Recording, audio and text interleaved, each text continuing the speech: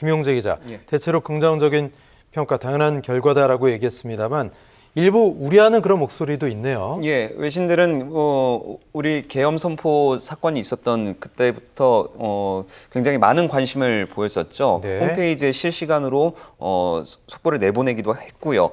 이번에도 마찬가지였습니다. 일제히 주요 기사로 신속하게 보도를 했는데 먼저 좀 읽어드리면은 AP통신은 일단은 계엄 시도로 국회에 군대를 보내 나라를 혼란에 빠뜨린 지 4개월 만에 윤 전 대통령이 파면됐다고 전했고요. 그리고 로이터 통신은 한국의 헌법재판소가 윤 전 대통령을 파면했다. 계엄령 선포와 관련해 국회의 탄핵을 헌법재판소가 인용했다라고 보도했습니다. 그리고 또 미국의 뉴욕타임스는 미국의 핵심 동맹국이 민주주의 안전장치의 시험대를 넘어서 새로운 지도자를 선출할 길이 열렸다라고 이제 다소 희망 섞인 이야기를 전했습니다. 다만 어두운 전망도 내놨습니다. AP는 이 전문가들은 지지자들의 시위가 격화하는 등 국가적 분열이 계속될 것으로 보고 있다라고 진단을 했고요. 로이터도 계엄 선포로 촉발된 정치적 난맥상이 완화할지는 미지수라고 지적을 했습니다. 또 워싱턴 포스트는 윤 전 대통령의 짧은 정치 경력은 끝났지만 수개월간 한국이 겪은 혼란의 종말은 아닐 것이라고 내다봤습니다. 약간 우려 섞인 전망을 좀 내놓은 건데 한편 중국 관영 매체죠. 신화통신이랑 CCTV도 이제 파면 선고를 긴급 자막으로 전했다고 하는데요. 중국 최대 포털 바이두에서는 윤 대통령 파면, 대통령 상실이 검색어 1위에 올랐고 2위는 한국 60일 이내 대선이었다고 합니다. 그리고 또 웨이보에서도 윤석열 파면, 대통령직 상실이 검색어 1위에 올랐고 인기 검색어 상위 10개 가운데 4개가 윤 전 대통령과 관련한 단어가 차지했다고 합니다. 네, 로이터의 반응이 정치적 위기가 이날 선고로 종지부를 찍었다 그렇게 얘기했습니다만 계엄 선포로 촉발된 정치적 난맥상이 완전히 완화될지는 미지수다. 이런 우려의 모습들도 아직 있네요. 그렇죠. 지금 윤석열 전 대통령 우리 헌장사의 아주 자기애와 자격신이 강하고 이 반헌법적, 이 반민주적 계엄 조치를 계엄을 선포한 대통령으로 기록이 될 텐데요. 윤 전 대통령이 여전히 이 시각까지도 승복 메시지를 내놓고 있지 않습니다. 혹여나 이 아스팔트 우파와 결합해서 어떤 또 다른 정치적 행보를 또 구상하는 것은 아닌지 좀 우려되는 부분이 있고요.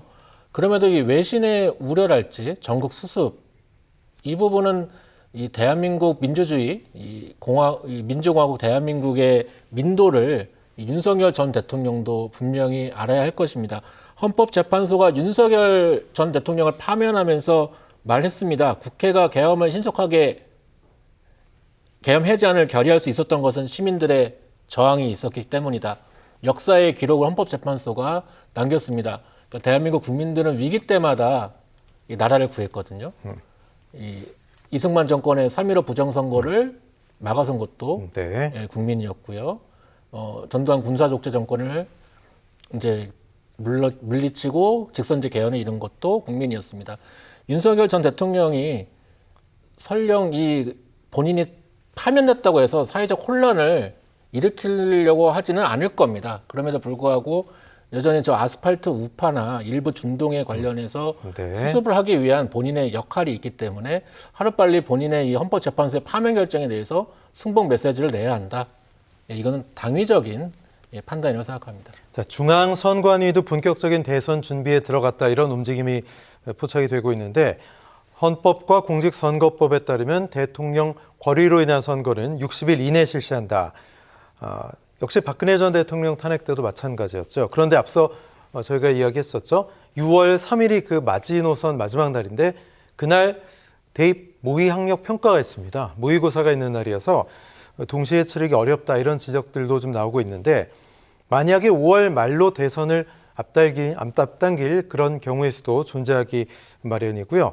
그런데 선관위 측은 이거는 대통령 권한 대행이 결정할 문제다. 또 2017년 조기 대선 일정, 또 당시 어떤 재외 국민 투표 일정 등을 고려하면 그래도 6월 3일이 될 가능성이 있다. 이런 관측이 나오고 있습니다. 오늘부터 예비 후보자 등록이 시작이 되네요. 전격적으로요. 예, 그렇기 때문에 지금 이재명 민주당 대표 이 본인의 그러니까 민주당의 대통령 후보 경선을 위해서도 곧 이 당 대표직을 좀 내려놓을 것으로 예상이 되고요. 네. 뭐 김동연 지사랄지 김경수 전 경남지사 뭐 이런 이제 비명계 인사들도 이제 이 조기 대선 출마 의사를 곧 밝힐 것으로 예상이 됩니다. 또 국민의힘에서는 지금 유력 주자죠. 김문수 노동부 장관 사실은 윤 대통령 파면을 반대했었기 때문에 이 대권 출마 여부에 대해서 말을 안 했었는데 이제는 본인의 이제 거취에 대해서 이제 대선 출마 여부에 대해서 이제 공개적으로 밝힐 것으로 예상되고요. 뭐 오세훈 시장이랄지 홍준표 시장, 한동훈 전 대표 뭐 여러 인사들도 곧 이제 이 대선 출마 선언을 할 것으로 예상됩니다. 네. 예비 후보 등록이 이제 오늘부터 시작이 되면 지자체장 또 선거에 미치는 국회의원의 의정 활동 행위 이것도 이제 금지가 되는데 원래는 사전 선거 운동 금지는 선거일 180일 전인데 단축 조기 대선이기 때문에 60일 탄핵 인용 직후부터 이제 적용이 됩니다. 그리고 6월 3일 선거일로 가정을 하면 5월 10일, 11일 동안 후보자 등록이 진행이 되고요. 아주 시간이 얼마 없죠. 또 대선에 출마하기 위한 광역 지자체장은 5월 4일까지 사퇴를 해야 됩니다. 시간이 얼마 없기 때문에 이제 선거에 나가기 위한 발빠른 움직임들이 이제 젠걸음들이 좀 시작이 될 거로 보입니다. 김용재 기자. 네. 이제 본격적으로 캠프들을 차리겠죠? 어떻게 보십니까? 예, 뭐 보수 쪽도 그렇고 진보 쪽도 그렇고 한 달 안에는 모든 동력을 대선 체제로 돌입할 것으로 보입니다. 캠프도 차리고 잠룡으로 불리는 인물들 다 이제 후보로 나가겠다고 선언을 하게 될 것이고요. 아까 얘기했듯이 이재명 대표의 경우도 대표직을 내려놓고 이제 대선 체제로 돌입할 가능성이 큽니다. 국민의힘도 마찬가지로 대선 체제를 준비를 하겠죠. 근데 가장 중요한 것은 일단은 윤 전 대통령이 파면이 되면서 분열될 수 있는 보수층의 지층들을 어떻게 잘 통합하느냐가 우선일 것 같고요.